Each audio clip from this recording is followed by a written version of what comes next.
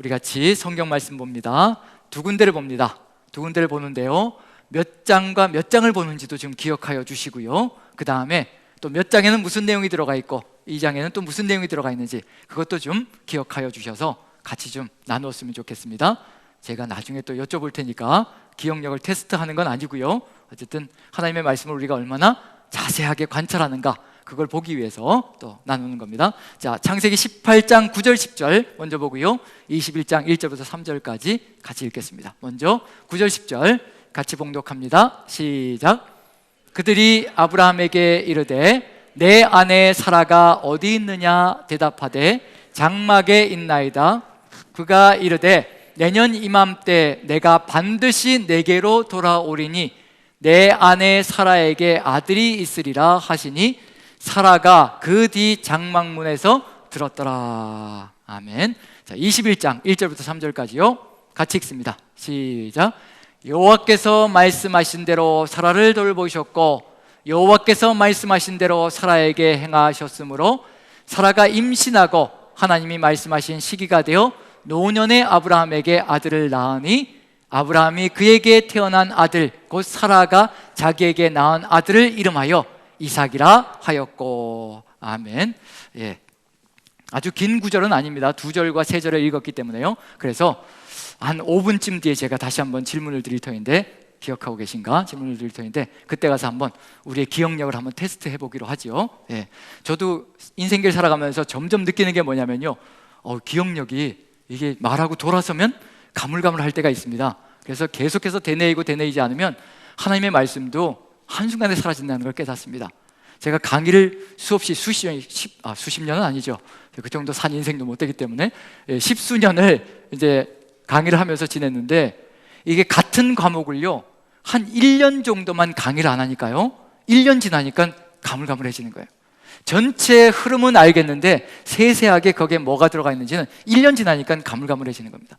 계속해서 보고 또 묵상하고 상고하지 않으면 우리는 언제 어느 때 무너질지 모르는 인생들이기 때문에요, 어쨌든 하나님의 말씀을 우리가 깊이 있게 계속해서 주시하며 관찰하고 묵상해야 되지 않을까 싶습니다. 자, 아브라함의 이야기를 계속 우리가 해나가고 있는 중인데요, 이젠 좀 아브라함 하면 아주 신물이 날 정도로 지칠만도 한데 그래도 한두 주는 더 나가야 될 것 같아서 아브라함의 이야기를 또 계속 가져갑니다. 자, 아브라함의 이야기를 계속 가져가면서 전에는 느끼지 못했던 걸 저도 느끼게 된 게 있습니다.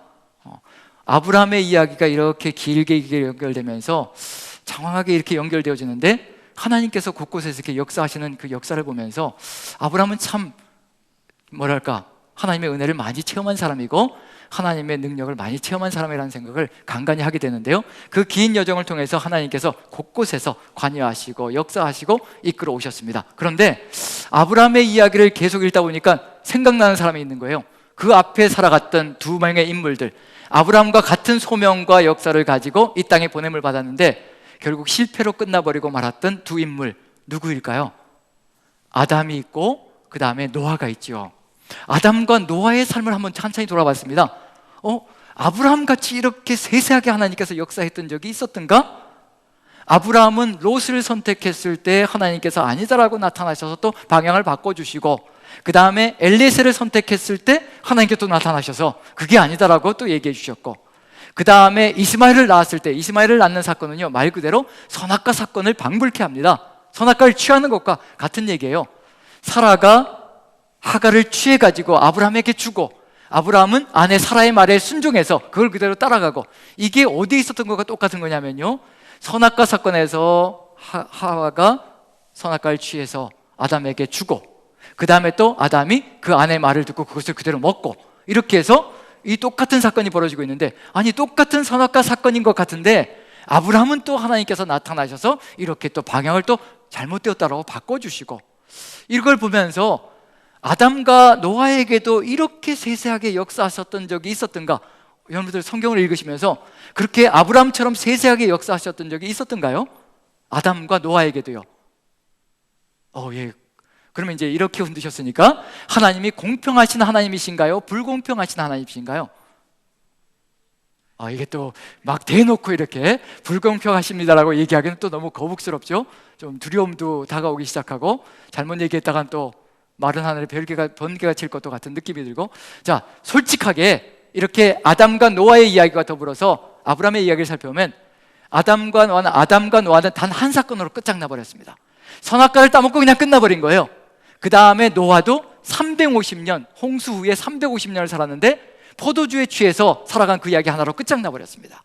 단 한 번의 사건으로 끝나버린 거예요. 아담도 노아도요. 그런데 아브라함은 뭐 롯도 취하고 엘리에셀도 취하고 이스마엘도 취하고 갖은 일들을 다, 불순종의 일들을 버리는데도 불구하고 또 틀고 이렇게 해주셨거든요.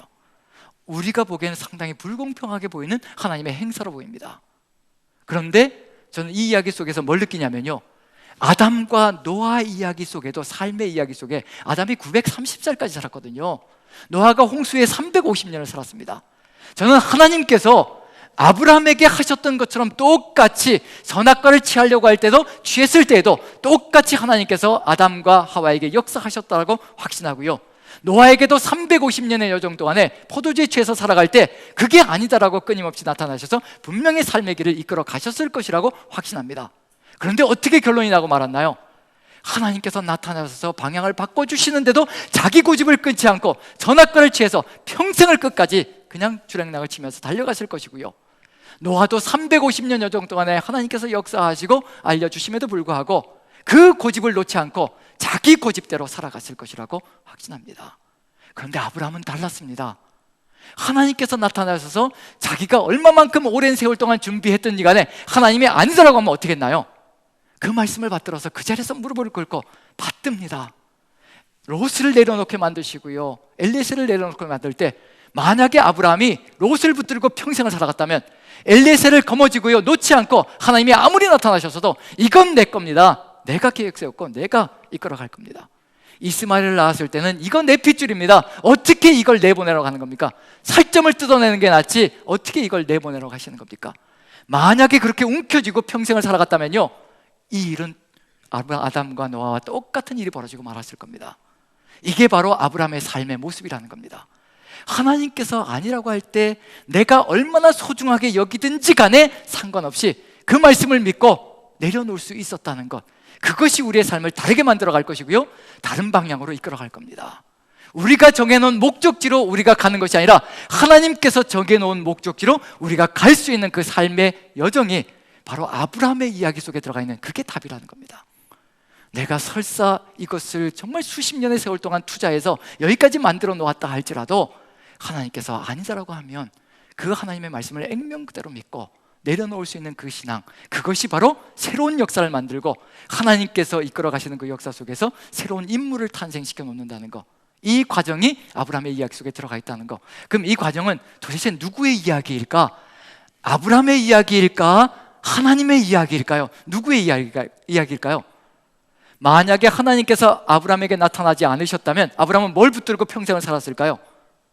롯을 붙들고 이삭까지 가보지도 못하고 그거 붙들고 평생을 살아갔을 겁니다.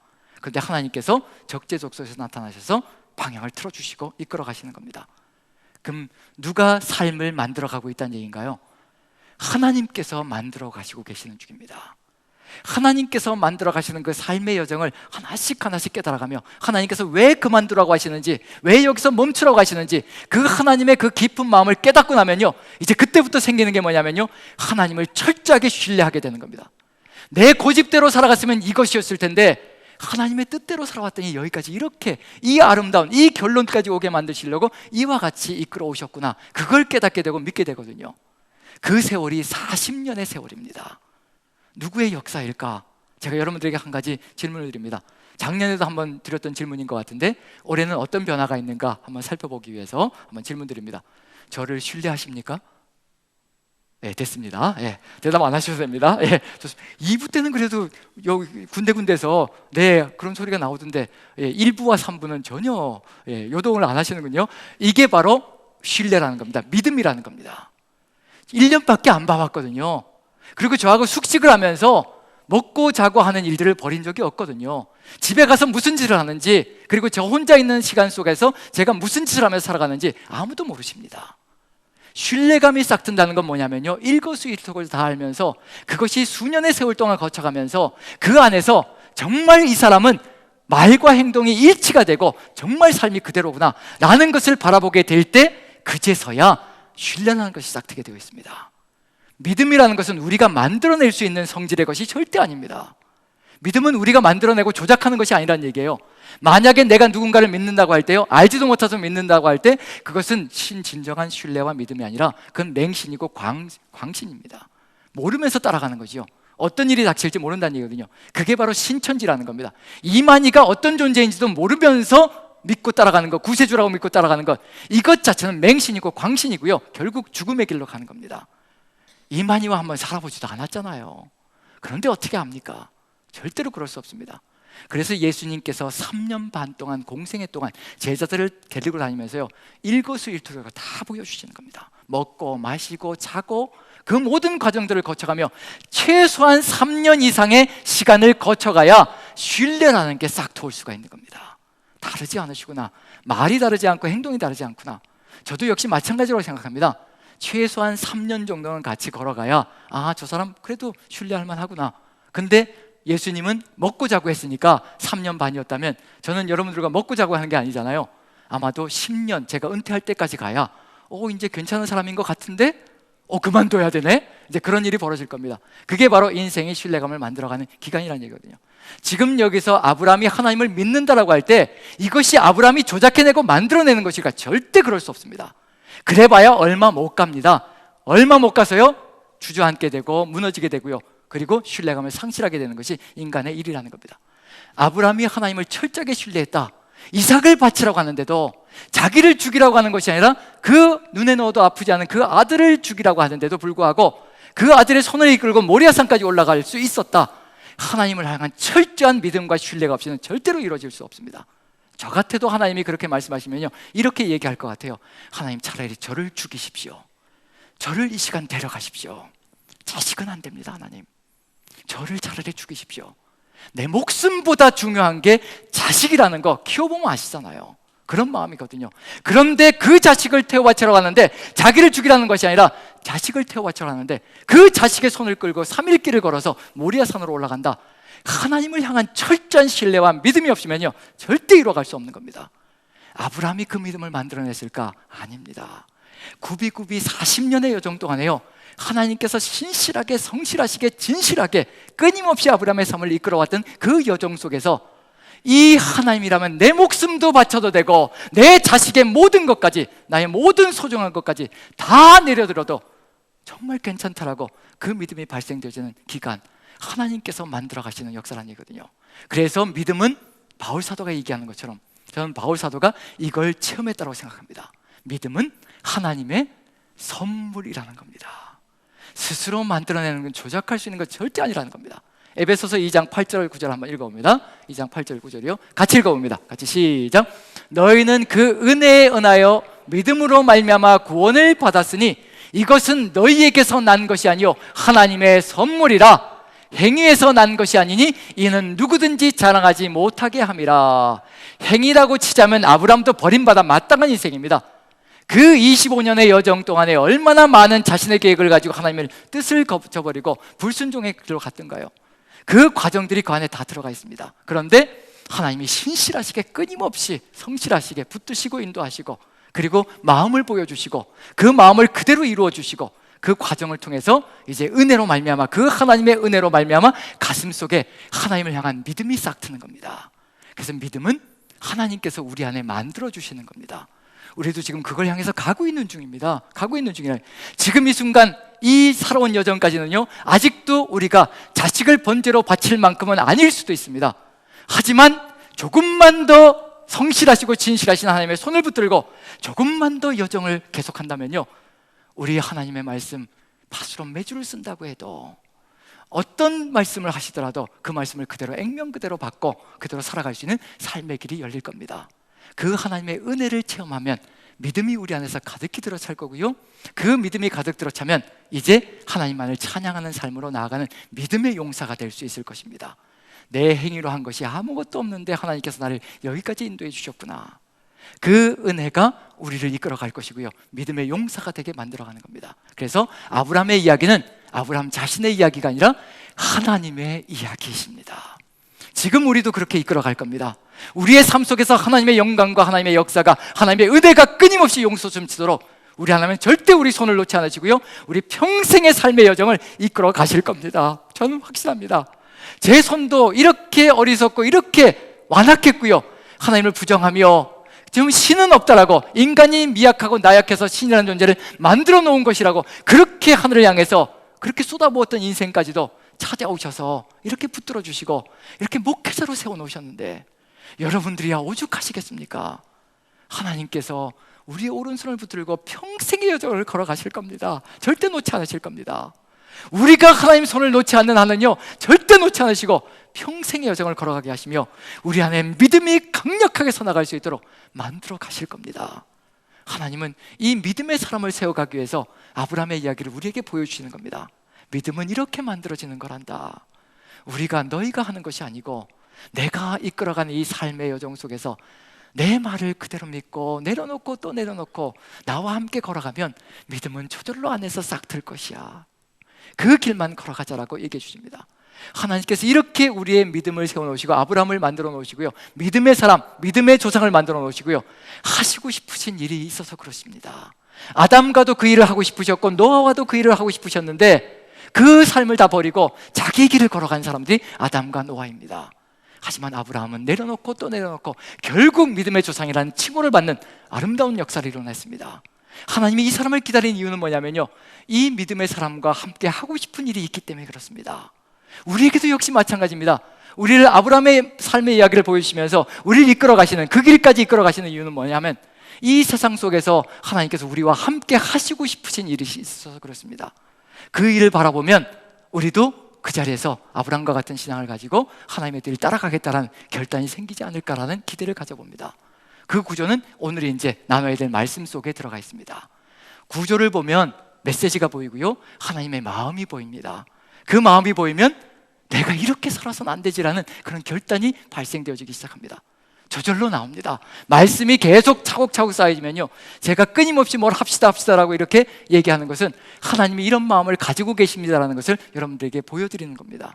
그게 쌓이고 쌓이면 제 인생길도 이젠 살아야 되겠다는 것을 결단하고 걸어가는 것을 보면요, 아무도 보지 않는 곳에서도 하나님 앞에 서 있다는 것을 바라보며 각오하며, 쓰레기가 떨어져 있으면 하나님 앞에 서 있기 때문에 제가 줍는 겁니다. 그래서 가방 속에 집어넣는 겁니다. 이걸 스쳐 지나갈 수도 있지만 하나님 앞에 내가 서 있고 하나님과 함께 동행하는데, 하나님의 사람이 지나가는데 그 거리가 깨끗해야 될 것이고 하나님의 영광이 드러나야 될 것이고, 그래서 이제는 조금씩 압니다. 살아가는 길이 하나님과 함께하는 삶이라는 것을 제가 압니다. 그래서 조금이라도 더 아버지 마음에 합한 삶을 살아가려고 최선을 다하는 삶이 이루어지고 있는 것을 제가 압니다. 수십 년 동안 말씀이 차곡차곡 쌓이니까 그렇게 되더라고요. 그래서 혹여 여러분들 지금 어렵고 힘겹고 제가 쏟아붓는 이 말들이 어렵고 힘겨우시더라도 계속 한번 쌓아보십시오. 쌓으면 몸으로 나오게 되어 있습니다. 쌓여진 것이 저절로 나오게 되어 있습니다. 통 속에 물이 가득 차면요, 발길로 차면요, 통에 물이 넘치게 되어 있습니다. 말씀이 차곡차곡 쌓이면요, 세상 사람들이 찌르건 누가 찌르건요, 우리 안에 말씀이 차곡차곡 쌓여져 있으면요, 욕이 나가는 것이 아니라 말씀이 나갑니다. 우리 안에 쌓여진 것이 있기 때문에 그렇습니다. 시간이 필요하고 세월이 필요합니다. 제가 그래서 최선으로 잡는 시간이 3년입니다. 3년 이렇게 쏟아부으면 쌓이면 좀 달라지지 않을까, 우리가 그 기대를 가지고 걸어가고 있는 중입니다. 조금 힘드시더라도 마음을 좀 더 다잡고 한번 3년쯤만 한번 같이 한번 걸어가 보십시다. 그때도 아니면 제가 끝장을 내든지 여러분들이 끝장을 내든지 한번 양당간에 한번 결판을 보고요, 어쨌든 우리 안에 새겨져야 될 것이 무엇인지만큼은 너무도 분명합니다. 여기에서 이제 구절을 보는데요, 아까 읽었던 말씀이 몇 장과 몇 장인가요? 18장과 21장. 아유, 감사합니다. 전 벌써 잊어버리셨을까봐 고민을 했었는데, 아유, 감사합니다. 18장과 21장입니다. 그런데 내용이 뭐였던가요? 18장은 어떤 내용이고 21장은 뭐였던가요? 18장은 사라에게 누가 태어날 것이라고요? 이삭의 아들이 태어날 것이라고 예고해주고 있고, 그 다음에 21장에는요, 21장에는 태어납니다. 그렇죠? 하나님께서 말씀하신 대로, 약속하신 대로 이삭이 태어납니다. 이게 좀 더 극적이고 하나님의 말씀대로 살아가면 이렇게 된다는 것을 알려주기 위해서는 어떻게 하면 더욱더 나을 것이라고 저는 생각되느냐면요, 18장 다음에 21장을 딱 붙여놓으면 말씀하자마자 순풍 나왔다 이러면 누구의 능력이 더 드러날까요? 하나님의 능력이 더 드러날 것 같은데 이걸 갈라놓습니다. 말씀으로 약속해 주시고 그 다음에 21장에 탄생되어지는 역사가 펼쳐집니다. 이삭 탄생 예고와 이삭 탄생 이야기가 이렇게 갈라져 있습니다. 그리고 의도적으로 그 가운데요 뭔가를 집어넣어 놓으셨습니다. 이런 구조가 하나님께서 우리에게 하시고자 하는 말씀입니다. 그 구조 속에 어떤 뜻을 가지고 이렇게 벌려놓으셨을까? 분명히 그 안에 뭐가 있을 것이냐면요, 믿음의 조상의 후손들이라면, 믿음의 후손들이라면 이삭이 탄생되는 이야기잖아요. 그 탄생되는 이야기를 갈라놓고 그 안에 뭔가를 집어넣었다는 얘기 뭐냐면요, 믿음의 조상의 뒤를 따라가는 믿음의 후손들이라면 바로 이와 같은 사명의 길을 걸어가야 될 것이라, 이것이 바로 하나님께서 아브라함을 부르시고 믿음의 사람으로 세워놓으신 바로 그 목적이다. 그리고 모든 후손들은 다 이와 같은 길을 걸어가야 될 것이라. 우리도 역시 마찬가지로 누구의 후손이냐면요, 믿음으로는 아브라함의 후손입니다. 그렇기 때문에 이것은 이스라엘 민족에게만 해당되는 사건이 아니라 우리 자신들에게도 지금 해당되어지는 사건이라는 겁니다. 그래서 우리의 소명이라는 것까지도 가슴에 새기고 걸어갈 수 있을 겁니다. 한번 보죠. 어떤 내용이 가운데 들어가 있는지. 자, 17장부터 21장까지의 구조입니다. 자, 창세기 17장 15절부터 18장 15절까지인데요, 저기에는 이삭의 탄생 예고, 친절하신 하나님께서요 아브라함에게 오셔서 이제 너에게 아들을 주겠다라고 약속해 주시고, 그리고 또 사라에게 오셔서 또 너에게 아들을 줄 것이라고 또 말씀해 주시고, 이렇게 부부에게 말씀해 주셨습니다. 근데 부부는 쌍으로 누구의 말씀을 비웃고 있나요? 하나님의 말씀을 비웃죠. 전능하신 하나님을 아직 체험하지 못했기 때문에 그렇습니다. 믿음이 싹 트는 건 뭐냐면요, 철저하게 이제 이삭까지 바치라고 하는 그 말씀 속에서도 절대 비웃지 않고 끝까지 갈 수 있는 비결은 어디냐면요, 하나님이 누구이신가를 정확하게 깨달을 때 그 일이 이루어지는 겁니다. 우리에게 흔들림이 있다면요, 아직 우리는 하나님을 잘 모르고 있는 중입니다. 세상 속에 들어가서 자꾸 내 마음이 흔들리고 세상과 타협하고 싶은 마음이 들고요, 뭔가 세상 사람의 방식을 취하고 싶은 마음이 든다면요, 아직 우리가 하나님을 모르고 있는 중입니다. 알아가는 여정입니다. 아브라함도 역시 마찬가지로 흔들렸습니다. 하지만 그 하나님을 만나가며 체험해가며 전능하신 하나님을 만나고 난 다음부터는요, 이제 흔들림이 없었습니다. 우리도 바로 그 길을 향해서 가고 있는 중입니다. 우리는 여정 중에 있다는 것을 염두에 두시고 그 여정을 주님과 함께 정말 승리하며 걸어가기를 간절히 축원드립니다. 이렇게 이삭 탄생 예고를 하고요, 21장 1절부터 7절까지 이삭 탄생의 이야기가 펼쳐집니다. 그 가운데 아주 중요한 이야기가 들어가 있습니다. 소돔과 고모라 이야기를 집어넣었고요, 그 다음에 그랄랑 아비멜렉의 이야기가 그 안에 들어가 있습니다. 왜 이 이야기가 여기에 들어가 있을까? 하나님의 백성 이스라엘의 소명이 뭔지를 보시라는 얘기예요. 아브라함을 믿음의 사람으로 세워놓은 이유가 뭔지 보시라는 얘기예요. 죄악으로 죽어가는 세상, 심판을 받을 수밖에 없고 멸망으로 죽어갈 수밖에 없는 세상을 하나님의 백성이 그들까지도 생명의 길로 갈 수 있도록 이끌어가는 것이 바로 하나님의 백성의 소명이라는 겁니다. 그게 이삭 탄생 이야기를 사이에 두고 그 안에 들어가 있거든요. 그리고 또 아비멜렉, 누구의 죄 때문에, 누구의 잘못 때문에 지금 봉변을 당하고 있느냐면요, 아브라함이 사라가 너무 이뻐서요, 아내가 너무 이뻐서 세상 사람들이 자기를 죽이고 사라를 취해갈까 봐 아내에게 뭐라고 속이라고 얘기했나요? 누이라고 속이라고. 그랬더니 그랄랑 아비멜렉이 사라를 취해갔는데, 그랄랑 아비멜렉이 하나님께서 치려고 하시자 의로운 사람도 치십니까? 라고 질문을 합니다. 선하게 살았습니다. 의롭게 살았습니다. 그래서 세상에는 두 가지 종류의 사람이 있다는 것을 분명히 인식해야 됩니다. 첫 번째, 소돔과 고모라 같은 사람들이 있고요, 세상이 있습니다. 죄를 물 마시듯이 살아가면서 죄 가운데 거하는, 죽음으로 가는 사람들이 있습니다. 그런데 세상 속에도요, 아비멜렉 왕같이 의로운 사람, 세상 사람이지만 선하게 살아가는 사람들이 있습니다. 그 사람들에게도 우리가 어떻게 대해야 될 것인가, 그 사람들을 어떻게 이끌어가야 될 것인가, 그게 다 들어가 있습니다. 선하다고 구원받는 것 절대 아닙니다. 의롭게 산다고 해서, 하나님 없이 의롭게 산다고 해서 영생의 길로 가는 것 절대 아니라는 얘기거든요. 지금 그 두 이야기가 다 들어가 있는 겁니다.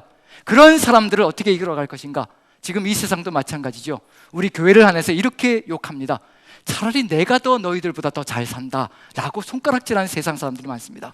내가 더 선하다, 내가 더 의롭다 라고 얘기하는 사람들이 많습니다. 그럼에도 불구하고요, 아무리 의롭고 선해도요, 예수 그리스도의 길이 아니고는 절대로 영생의 길이 없습니다. 의롭고 선해도 이 땅밖에 아니라는 겁니다.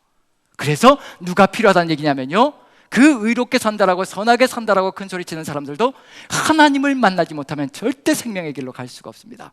그 두 이야기가 다 여기에 들어가 있습니다. 이 구조를 의도적으로 만들어 갔다는 것을 어떻게 알 수 있냐면요, 아비멜렉의 이야기를 살펴보면 의도적이라는 걸 알 수가 있습니다. 그걸 어떤 것이냐면요, 지금 아브라함이 사라를 너무 이뻐서, 그렇잖아요, 사라가 이뻤던 것 같아요. 예, 그러니까 자꾸 이런 사건들이 벌어지죠. 예, 믿으시나요? 예, 그건 성경 속에 나와 있으니까. 어쨌든 사라가 너무 이뻐서 누이 동생이라고 속이는데, 이게 저는 논리적인 사고를 굉장히 좋아하거든요. 논리적인 사고를 가지고 있는 사람인데 이게 흐름이 이게 안 맞는 거예요. 왜 안 맞느냐?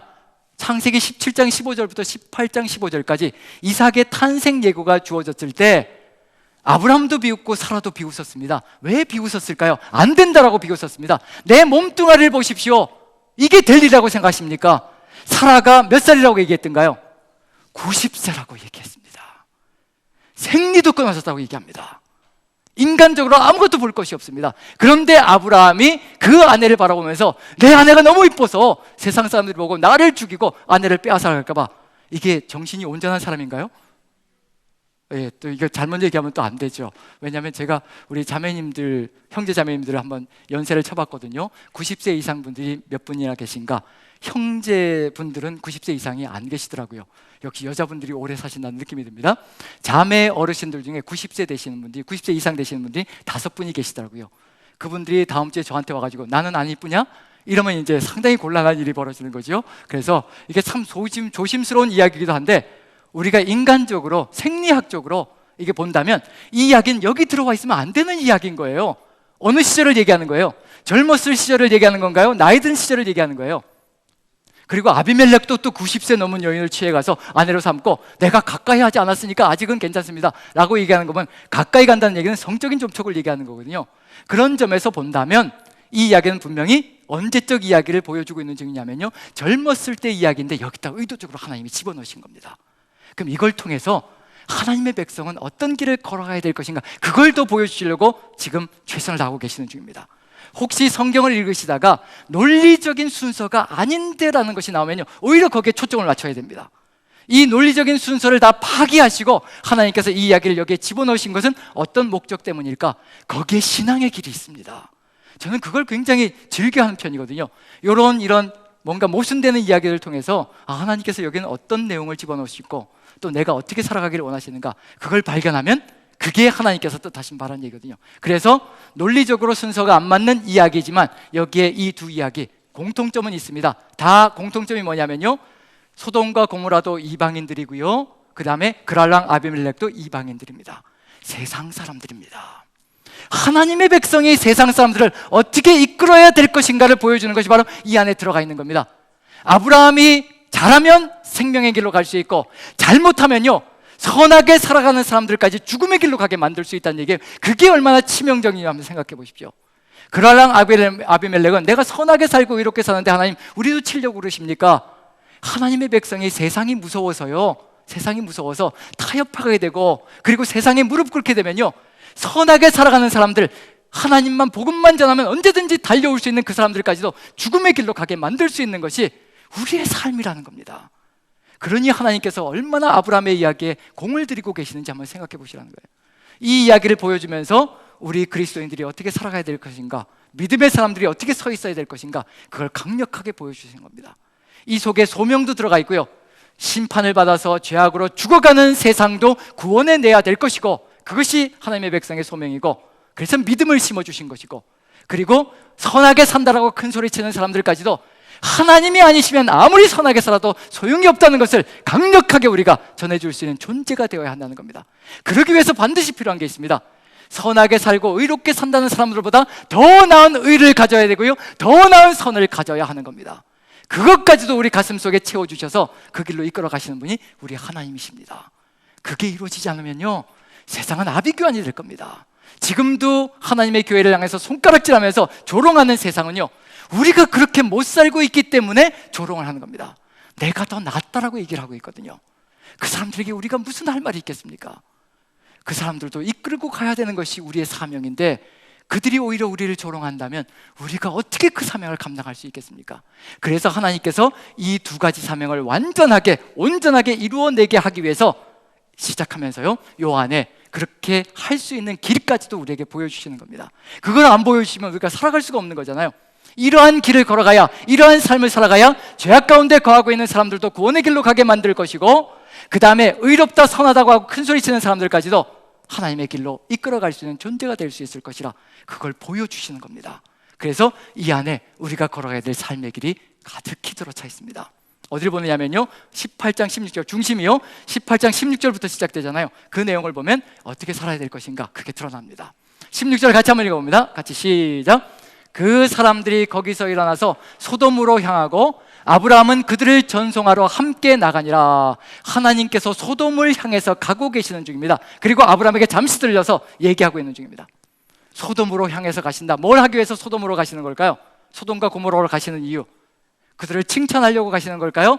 일시의 멸망으로 가게 만들려고 가시는 걸까요? 예, 그겁니다. 지금 세상을 심판하시고 멸망으로 가게 하려고 가시고 계시는 중입니다. 이런 상황 속에서 하나님의 백성은 어떻게 살아가야 될 것인가? 17절 한번 보시죠. 이게 우리의 가치라는 겁니다. 우리의 자격이고요.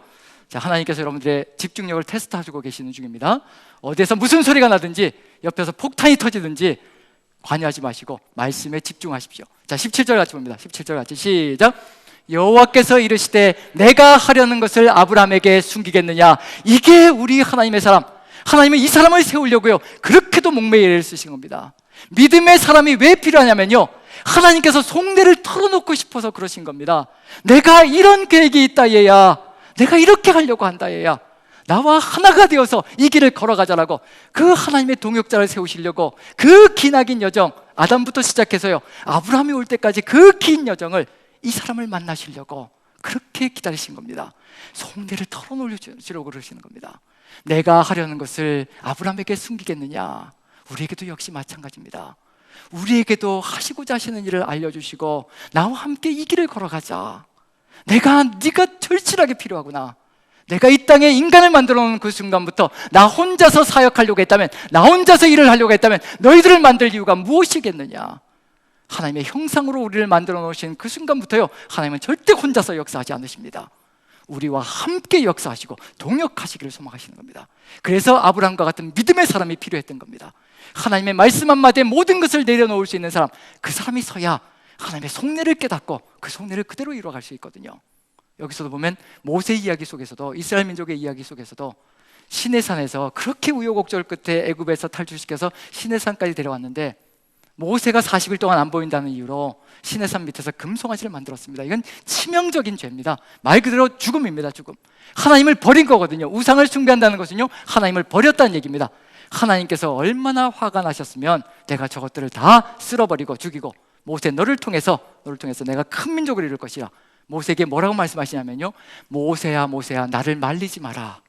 내가 이것들을 다 죽여버리고 너를 통하여 큰 민족을 이룰 것이야.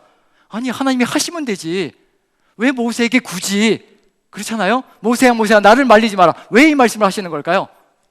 하나님의 속내는 뭘까요? 너밖에는 나를 말릴 존재가 없다는 겁니다. 너밖에는 나를 막아 세울 존재가 없다는 겁니다. 아브라함도 여기서 속내를 보여주시는 건 뭐냐면 나를 막으라는 거예요. 6번이든지 7번이든지 그 소돔과 고모라도 살려달라고 나를 막아 세우라는 겁니다. 우리를 구원하시는 것도 바로 그 이유라는 겁니다. 하나님이 죽이로 세상을 심판하러 가실 때 그 앞에 막아서서요 나를 죽이시고 가십시오. 하나님, 모세가 그렇게 얘기했거든요. 차라리 나를 죽이십시오. 나를 죽이고 이스라엘을 죽이십시오. 그런 사람이 필요하신 겁니다. 하나님이 속내를 보여주시고요 그 속내를 깨닫고, 하나님은 이스라엘 민족을 죽이려고 여기까지 데려오신 것이 아니라 이 민족을 통해서 세상 모든 민족이 복을 받게 하려고 이 민족을 구원하셨다는 것을 모세는 가슴 깊이 깨닫고 있는 사람입니다. 그래서 하나님의 속내를 압니다. 그래서 하나님을 설득하는 겁니다. 하나님 죽이시는 하나님이 아니지 않으십니까? 살리려고 구원하신 분이 아니십니까? 세상을 살리려고 우리 이스라엘을 구원해내신 것이 아니십니까? 그 속내를 아는 사람이 막아 세울 수가 있습니다. 하나님은 그런 사람을 세우시고 그런 사람과 함께 동역하기를 소망하시는 겁니다. 지금 우리 모두가 그런 사람들입니다. 그리스도인들은 모두가 바로 그와 같이 하나님의 속내를 털어놓으시고 그 속내를 같이 이루어가며 아버지의 뜻을 이루어가야 될 존재들이 바로 우리들입니다. 이걸 깨닫고 나면요 쉴 수가 없는 거예요. 멈출 수가 없는 겁니다. 아버지의 이 마음을 아는데 어떻게 멈출 수가 있으며 말하지 않을 수가 있겠냐는 얘기예요. 하나님의 이 마음을 깨달을 때마다 입을 열 수밖에 없고, 아무리 불평불만이 들어와도 힘들고 어렵다고 얘기는 들어와도 쏟아 부을 수밖에 없는 것이 하나님의 그 속내를 깨닫고 나니까 그렇게 되더라고요. 어쩔 수가 없습니다. 저는 10년 세월 동안 뭐밖에 할 것이 없느냐면요, 이 하나님의 속내를 여러분들에게 보여드리는 것밖에 할 것이 없습니다. 저한테 보여주신 것, 그것을 보여드려야 직성이 풀릴 것 같고요, 그래야 우리가 생명의 길로 갈 겁니다. 내가 하려는 것을 아브라함에게 숨기겠느냐? 그리고 아브라함이 무엇을 해주기를 소망하시냐면요, 이렇게 해주시기를 간절히 소망하십니다. 18절을 봅니다. 18절 같이 읽습니다. 같이 시작. 아브라함은 강대한 나라가 되고 천하 만민은 그로 말미암아 복을 받게 될 것이 아니냐, 늘 하시는 말씀이었거든요. 아브라함의 이야기 속에는 이 이야기가 가득 들어차 있습니다. 강대하게 만들어줄 것이라, 큰 민족이 되고 창대한 이름을 내가 줄 것이라, 강대하게 부흥하게 해줄 것이고 번성하게 해줄 것이라, 생육하고 번성하고 충만하고 땅을 정복하게 해줄 것이라, 이런 약속을 아브라함에게 주셨고요. 하지만 그리고 끝이 있습니다. 이렇게 강대한 민족이 되어서 무엇을 하게 만드실 것인가? 천하 만민이 너로 말미암아 내가 복을 받게 하려고 너를 이렇게 강대하게 만들어 주는 것이라. 그게 아브라함의 이야기입니다. 항상 끊임이 없습니다. 하나님의 백성 이야기 속에는요, 마지막 결론이 뭐냐면요, 아무리 잘 되고 아무리 높이 올라가고 마지막 끝이 이렇게 되지 않으면요, 언제든지 무너지게 되어 있습니다. 천하 만민이 너를 통하여 복을 받게 할 것이라. 이걸 가슴속에 새기지 않으면요, 우리는 언제든지 무너지고 타락하고 자멸하는 길로 가는 존재가 될 것입니다. 하나님께서 강대하게 만들어주시는 것, 부흥되게 만들어주시는 것, 크게 만들어주시는 것, 바로 이 일을 함께 이루자라는 속내를 보여주시는 겁니다. 그런 사람이 되기를 간절히 소망하시는 겁니다. 대한민국 교회가요, 1980년 이후로 엄청난 부흥을 가져왔습니다. 정말 이런 부흥이 없다 할 정도로 세계가 깜짝 놀랄 정도의 부흥을, 대부흥을 가져왔습니다. 세계 10위권 안에 드는 대교회들, 그 대교회가요 거의 5손가락 안에 들 정도로요, 한국에 3-4교회가 있다 할 정도로 세계에서 가장 큰 교회들이요, 그 80년대부터 이후로 시작해가지고 대교회들이, 세계도 놀랄 정도의 대교회들이 한국에 우뚝우뚝 섰습니다. 얼마나 엄청난 부흥을 맞이했으며 얼마나 교회가 부로, 풍부함으로 가득 들어섰는지 감히 상상조차 할 수 없습니다. 강대하게 만들어주신 겁니다. 그런데 가야 될 길을 제대로 가지 못했습니다. 천하 만민이 복을 받는 길로, 세상 모든 민족이 복을 받는 길로 가게 만들어야 되는데 2000년부터 시작해서 교회가 자멸하기 시작합니다. 스스로의 부귀영화에 빠져서 자멸하고 자만하고요, 우리는 구원의 길을 얻었으니 이미 되었다, 이제 더 이상 나갈 것이 없다, 나는 천국이니 세상이 어찌 됐는지 상관없다, 그렇게 살아온 사람입니다. 그렇게 엄청난 교회들을요 그냥 뭉뚱뭉뚱 자식들에게 돌려줍니다. 무슨 교회가 사유재산도 아니고요, 무슨 기업체도 아니고요, 준비도 안 되어진 자식들에게 그것을 넘겨주면서 이건 하나님의 교회가 아니라 자기의 교회로 만들어가는 안타까운 일들이 세상 속에서 벌어지기 시작했습니다. 뭐가 무너졌느냐면요, 강대한 나라가 되었는데 천하 만민이 복을 받는 것이 아니라 자기 가족들이 복을 받는 길로, 자기 가족들 안에서 모든 것이 이루어지는 걸로 그렇게 걸어가고 있다는 겁니다. 그게 목회자들만의 일이 아니라 바로 우리 자신들의 이야기라는 겁니다. 우리의 가장 큰 초점이 어디에 가 있는가? 지금 우리의 가장 큰 초점, 우리의 가장 큰 목표가 어디에 가 있는가? 어찌하든지 자식 잘 되는 거잖아요. 어찌하든지 자식들이 떵떵거리면서 큰소리 치면서 우리가 누린 것처럼 좀 살면서 누렸으면 하는 바람들이 가득 들어차 있잖아요. 이런 것으로 나아간다면 우리도 똑같은 세상을 만들 겁니다. 그러지 않기 위해서 하나님께서 주신 말씀이 있습니다. 이렇게 살아가야 세상을 이끌어갈 수 있고, 세상을, 죄악 가운데 거하고 있는 소돔과 고모라 같은 세상도, 그리고 의롭다라고 큰소리치는 세상도 이와 같이 살아가야 한다. 그래야 천하 만민이 복을 받는 길로 간다. 모든 것을 다 여기 쏟아붓고 있습니다. 그게 바로 19절입니다. 같이 한번 읽어보죠. 같이 시작. 내가 그로 그 자식과 건속에게 명하여 여호와의 도를 지켜 의와 공도를 행하게 하려고 그를 택하였나니 이는 나 여호와가 아브라함에게 대하여 말한 일을 이루려 함이니라. 내가 그로 그 자식과 건속에게, 모든 가족들에게, 모든 자식들에게, 후손들에게 여호와의 도, 여호와의 길, 오직 하나님의 길을 가르치고 그 길을 따라가게 만들려고 하는 것이 바로 내 소망이고, 그리고 그들 모두가 하나님의 정의와 공의, 의와 공도를 이루는 것. 의와 공도는 미시파트 째다카라고요, 예언자들이 그렇게도 선포하는 정의와 공의란 단어와 같은 단어입니다. 이미 정의와 공의는 누구에게도 주어졌느냐면요, 아브라함에게도 그렇게 살아야 되고 아브라함의 후손들이 그렇게 살아야 된다는 것을 이미 알려주고 있는 중입니다. 만약에 하나님의 백성들이요 이와 같이 자신이 그렇게 살아가고 자식들과 온 가족들을 그와 같이 여호와의 길로 걸어가게 만들고요, 정의와 공의를 실현하는 길로 만들어간다면요, 죽어가는, 심판으로 죽어가는 그 세상들, 소돔과 고모라 같은 죄악 가운데 거하고 있는 세상도 하나님께로 이끌어갈 수 있는 힘이 생길 것이고요. 그리고 아무리 세상 속에서 내가 의롭다, 내가 선하다, 너희보다 낫다라고 하는 사람들까지도 이 하나님의 길과 하나님의 정의와 공의만 우리 가슴 속에 새기고 살아가면요, 그들보다 훨씬 나은 정의와 공의를 가지고, 그들보다 더 나은 선을 가지고, 그들보다 더 나은 길을 가지고 오히려 본을 보이며 걸어갈 수 있는 길을 열어갈 수 있다는 겁니다. 이게 서 있지 않으면요, 소돔과 고모라는 그대로 멸망해서 죽어갈 것이고요, 아비멜렉 같은 사람도 세상 속에서 자멸하는 길로 가고 말 것입니다. 이걸 우리에게 보여주시는 이유는 아브라함만 그렇게 살아가는 것이 아니라 아브라함의 모든 후손들이 그렇게 살아가고 우리 그리스도인들이 그렇게 살아갈 때 세상은 달라질 것이라는 것을, 하나님 나라는 멀리 있는 것이 아니라 바로 그 삶 속에 있다는 것을 우리에게 그대로 뚜렷하게 가르쳐주고 계시는 중입니다. 그게 바로 우리가 걸어가야 될 길입니다. 이걸 우리가 마음속에 새기지 못한다면요, 우린 세상 속에서 우리 스스로도 결국은 사명을 망각하고 살아가는 안타까운 존재가 될 겁니다. 마지막으로 중간 부분은 빼고요, 지금 시간이 없으니까 20장 3절부터 7절까지 한번 봅니다. 아비멜렉의 이야기입니다. 아비멜렉은 지금 봉변을 당하고 있는 거예요. 봉변을 당하는 이유는 뭐냐면 아브라함이 거짓말을 하니까요. 하나님의 사람이 세상이 무서워서 거짓말을 하고 있는 중입니다. 그렇게 거짓말하면요, 의롭게 선하게 살아가는 세상 사람들 구원의 길로 이끌지도 못하고요, 죽음으로 끝장내 버릴 수도 있다는 겁니다. 하나님은 악한 죄인들도 돌보시고 계시지만 소돔과 고모라도 하나님께서 구원의 길로 가게 만드시려고 하시지만요, 그리고 세상에서 선하다고 큰 소리치는 사람들까지도 하나님께로 이끌려고 안간힘을 쓰시는 분입니다. 한번 읽어보죠. 3절 보시면요, 같이 읽습니다. 시작. 그 밤에 하나님이 아비멜렉에게 현몽하시고 그에게 이르시되 내가 데려간 이 여인으로 말미암아 내가 죽으리니 그는 남편이 있는 여자입니다. 아비멜렉이 그 여인을 가까이 하지 아니하였으므로 그가 대답하되 주여 주께서 의로운 백성도 멸하시나이까.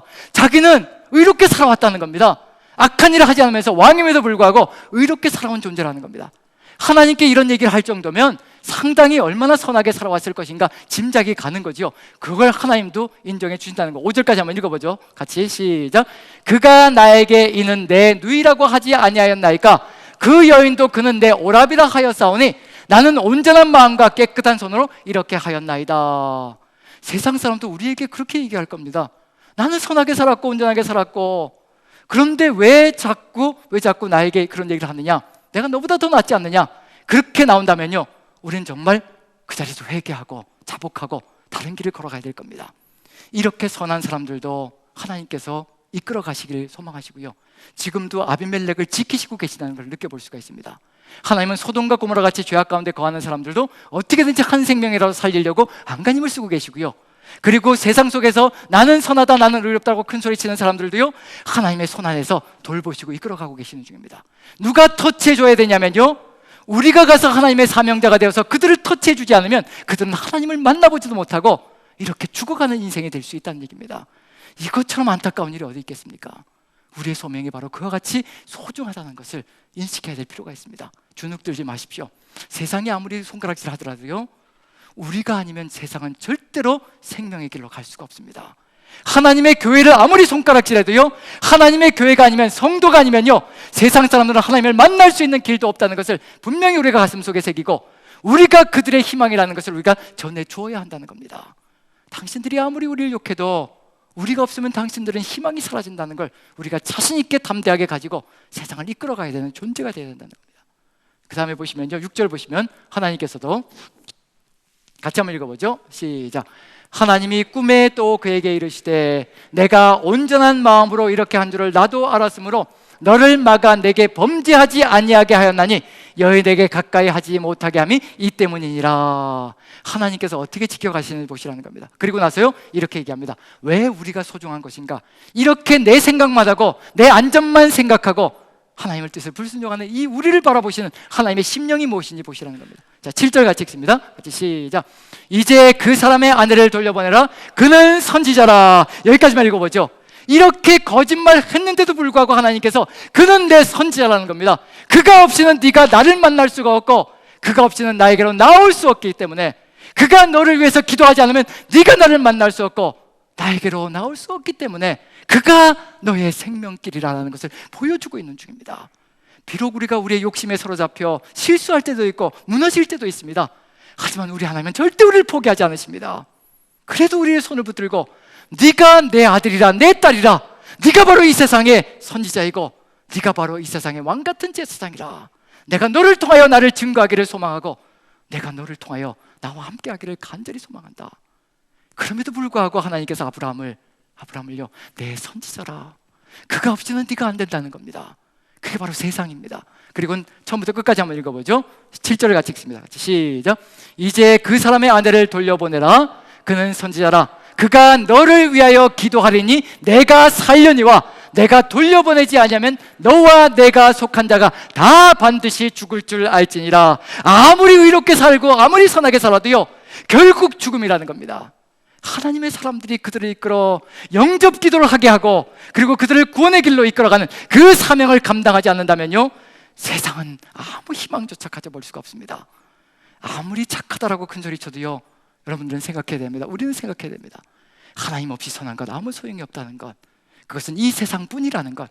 우리는 영생을 증거하는 존재들이고 그 영생을 증거함으로 하나님과 함께 동행하는 삶으로 이끌어가는 존재들이라는 것을 마음에 새기고, 지금 이 이야기를, 이 이삭의 탄생 이야기 속에 의도적으로 집어넣으신 이유는 믿음의 후손들은 바로 이와 같은 사명의 길을 걸어가야 될 것이라, 우리도 바로 그와 같은 사명이 우리에게 있다는 겁니다.